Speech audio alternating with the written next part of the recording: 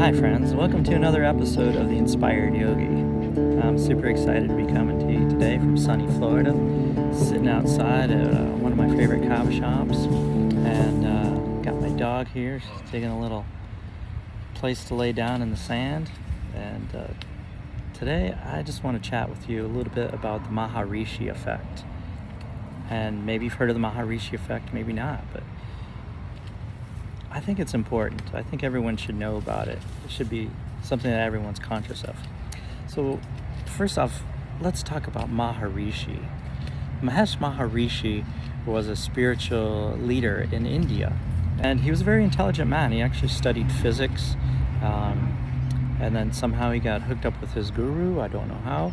And he studied with a guru for a long time, ended up in the Himalayas, and he developed his own form of meditation, which a lot of you may have heard of, called TM meditation.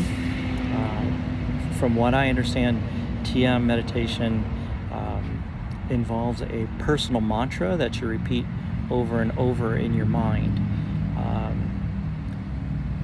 So if you're a Beatles fan, then you probably are aware that the Beatles went to India and studied with a yogi. It was Maharishi that they studied with, and it changed their lives. It changed their music, and I think it was kind of twofold.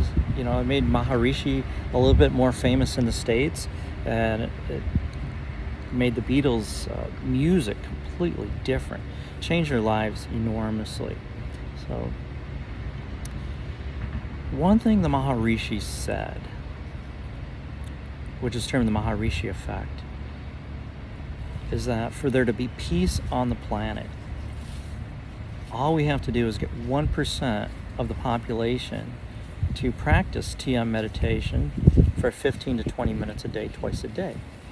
I mean, that's a huge statement, that by just getting everybody to meditate, not even everybody, only 1% of the population, right? Get everybody to meditate twice a day, every day, and it'll have a huge impact on the world. It'll bring peace to our planet. And that's cool and all, but you know, not everybody's going to be able to do TM meditation. And the only thing I dislike about TM meditation is that they charge to teach it. They charge a fee to teach TM meditation. Now, I understand that, you know, there's cost in having a building, having teachers, having an organization, especially in America, you know, where you have to pay taxes on everything, you know. But what if they taught everybody this meditation for free? What if they taught it in schools? I don't know. I'm just going out there now, but anyway, if it's just repeating a personalized mantra, we can all choose a personalized mantra. You know?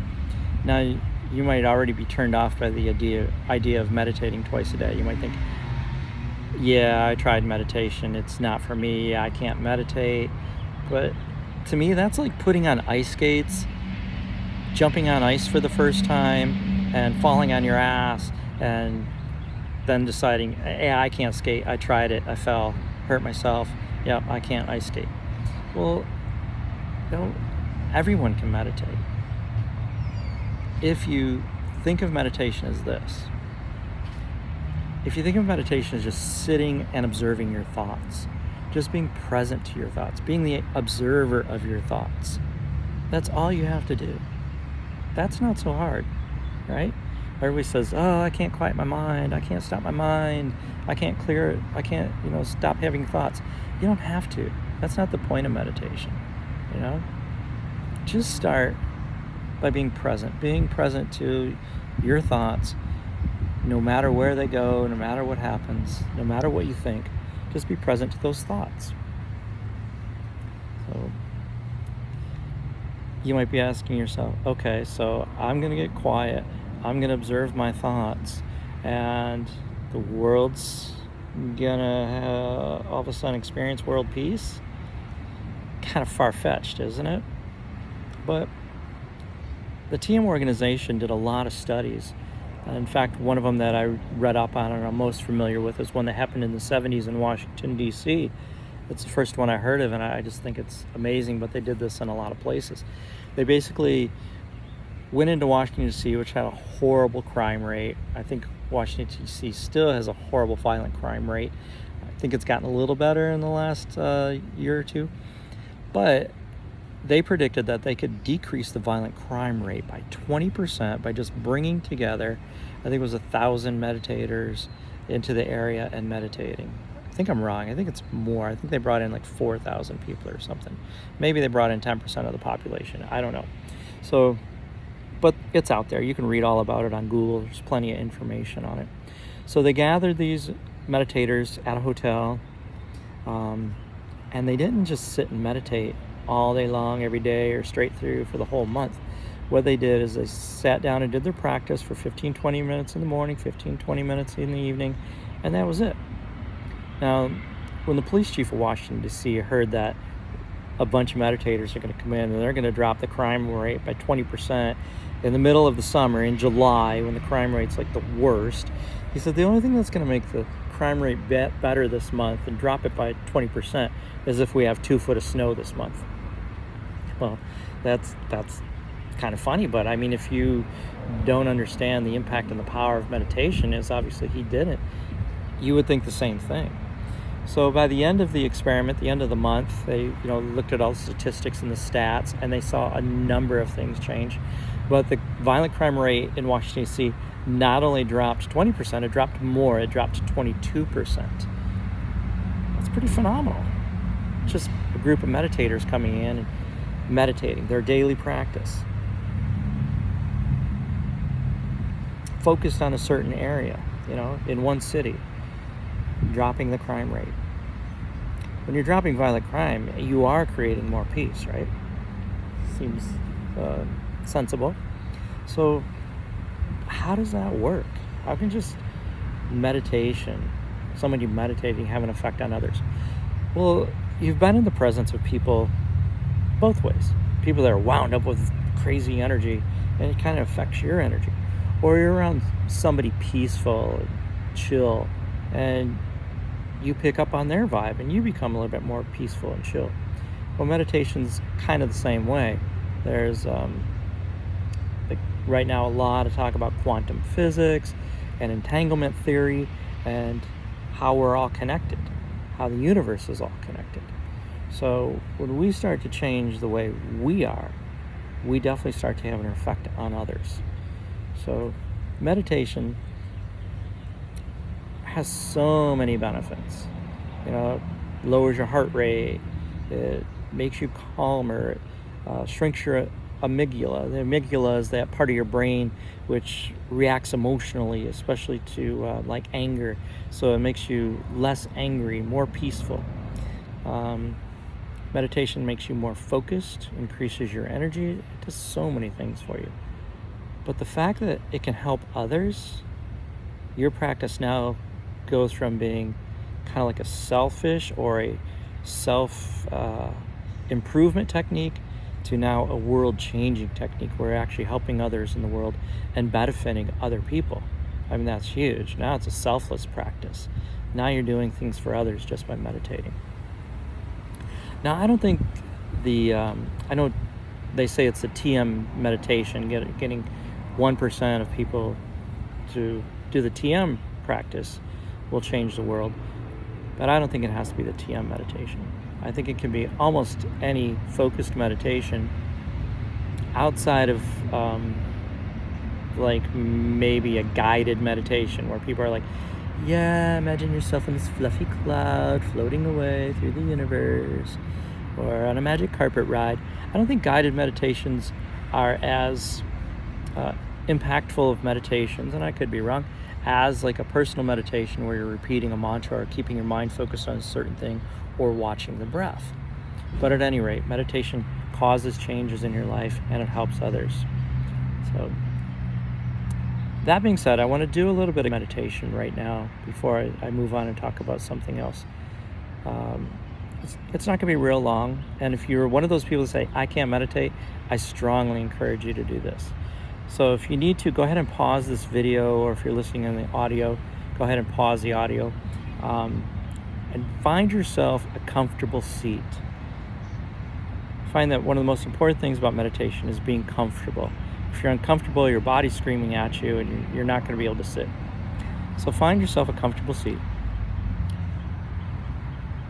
And you can either focus your eyes on one thing, like just look at one thing, or go ahead and close your eyes. For new people, I always find it's better to close the eyes if you can. Some people are just not comfortable with closing the eyes. So if that's you, go ahead and leave them open. If you're driving, leave your eyes open. Don't do this. If you're operating heavy equipment, same. So you're sitting comfortably, eyes open or closed. And I just want you, or invite you, to bring your awareness to your breath. Take a deep inhale. Let the breath go. In through the nose, out through the mouth. Try to relax into the seat. Just begin to observe your breath. Just observe the breath flowing into the body, flowing out of the body. Be present to your breathing.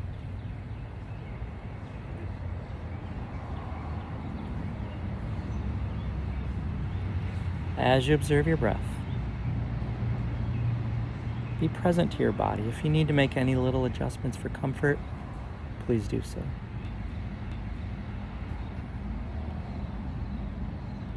And as you're present to the breath, begin to become more present to the sounds around you.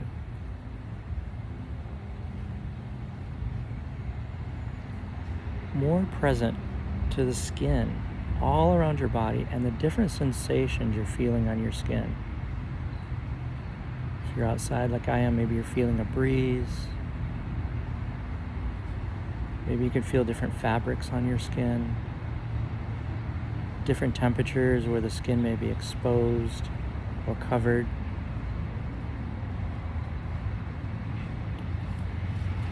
And as you find yourself becoming more present, I invite you to pay attention to any thoughts that come into your mind without judgment. They may be distracting, but if those thoughts distract you, just bring your awareness back to the breath.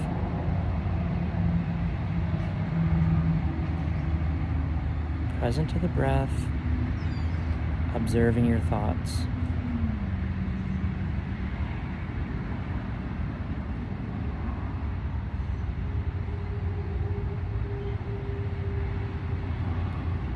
Breath flowing in.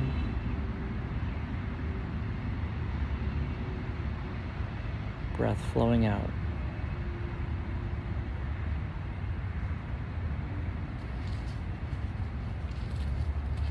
Notice what it's like just to be present. How different that might be from the rest of your day.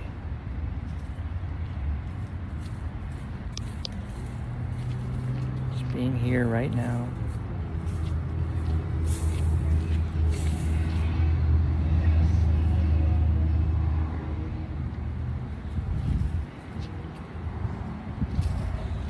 Being the observer of your thoughts. Just being the one that notices them.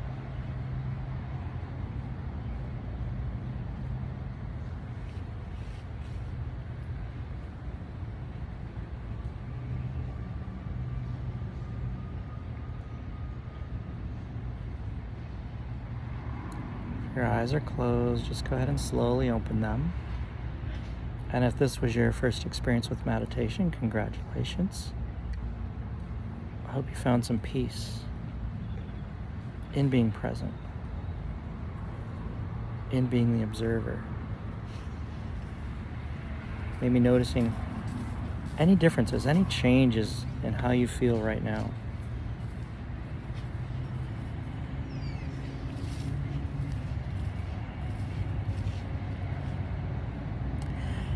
And I encourage you to begin to do this. Maybe you already have a meditation practice, and that's cool. Continue with it. If you're new to meditation or don't have a practice, try this a couple times a day. What we did wasn't very long. It doesn't have to be an hour. As you begin to practice more and more, you're going to appreciate it more and more. You're going to want longer sessions. But let that develop naturally. You don't have to set a timer. You don't have to set a goal. I'm going to practice for this long. Let it be organic. The more you do it, the more your body, the more your mind, the more your energy is going to crave this presence, this meditation.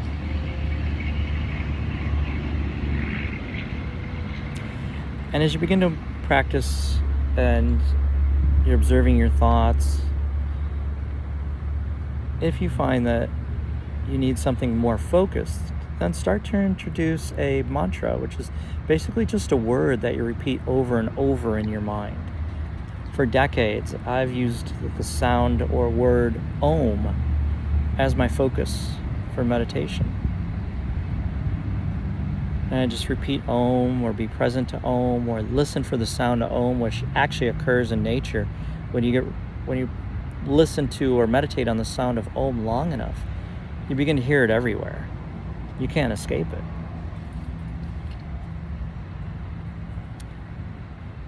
And speaking of something you can't escape, my meditation has shifted. Now I meditate on the presence of the divine. So they say God or the universe or whatever you want to call it, Jodi, or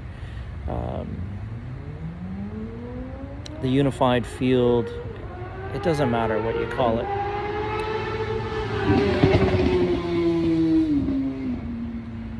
Just be present to the divine, to the cosmic energy.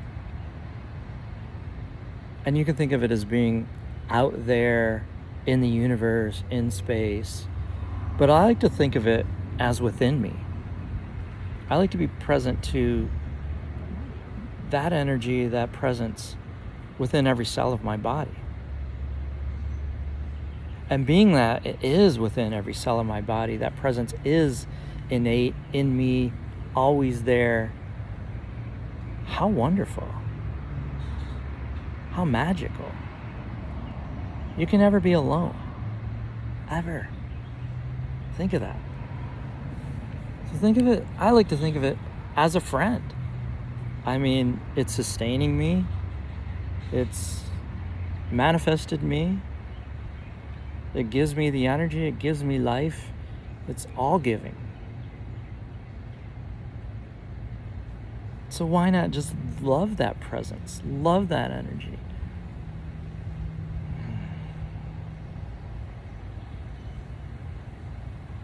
What could be cooler? You might have heard in your life, love God. Yeah, but that's so foreign. To me anyway. But when I love this energy within me, this presence within me, that feels real. That feels wonderful. That brings me joy. That brings me happiness.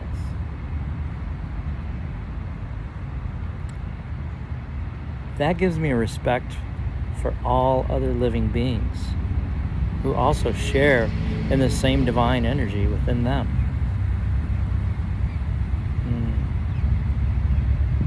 Love. So if you've been following me on Facebook, even a couple podcasts ago, you saw that I did a podcast with Cole Adams, producer of Cole Adams Music. And Cole Adams is producing music at a certain vibration, at a healing vibration, a healing frequency. And the music is positive affirmations and ask-formations. I don't even know if ask-formations is a real word yet, but I'm sure it will be soon. But ask-formations are like affirmations, but you're asking why. Like, instead of saying, I'm happy, I'm happy, I'm happy, it's saying, why am I so happy? And when you ask the question, then your mind has to formulate reasons why. So you've probably heard that neurons that fire together wire together. So if those neurons in your brain are looking for reasons why you're so happy, then they're firing together. And when they're firing together, they're wiring together, and your mind starts to become happier. And I've been doing a challenge that Cole Adams put out to listen to his affirmation songs. He has 5 of them now. I listen to him on Spotify. You can listen to him on his website, coleadamsmusic.com, I believe it is. But it's not like you have to eat something. It's not like you have to change your diet. It's not like you have to move or do anything. So anybody can do it. All you have to do is listen. So you listen to 5 songs every day. They're not long. In fact, they're really short, but they start to change you. And you've probably seen me, why am I so happy? Why am I so happy? I'm so happy. I'm so happy. I mean, not everybody's going to get the same effect that I get from the music, but your subconscious mind is going to get the effect. Your subconscious mind is going to start to rewire. Your subconscious mind is going to reprogram itself to be happy, to bring joy and health. So there's the happiness, why am I so happy song. There's a I am grateful song, and why am I so healthy. There's one on joy, and man, they're just powerful. So if you listen to them every day, even on YouTube, you can listen to them. And there's actually, which was so clever, to put together like 1 hour of the song I Am So Happy. I listened to that while I was doing yard work. Whoa! Never so happy in my life just doing yard work. So I challenge you to 21 days of listening to Cole Adams music to help reprogram your subconscious mind, right? And I know it's outside of this talk on the Maharishi Effect and meditation, but if you're joy-filled, if you're happy, it's easier to meditate. It's easier to want to be present to the divine within you. So, a couple cool challenges. I hope you're up for them. 21 days of Cole Adams, and I'm just going to say a lifetime practice of sitting and being present to your breath, to your thoughts. A short little meditation that will grow, that will lengthen automatically, organically, as you continue to do it. So as I wrap up this solo cast, I want you to take a look at the shirt I'm wearing. And this is a shout out to one of my loyal listeners and one of my best friends. He goes by Toad. And my shirt at the bottom says, I am glad that you are my best friend. Your best friend, Frog. So Toad, I'm glad you're my best friend. Your best friend, Frog. All right, everybody. Love you all. Peace.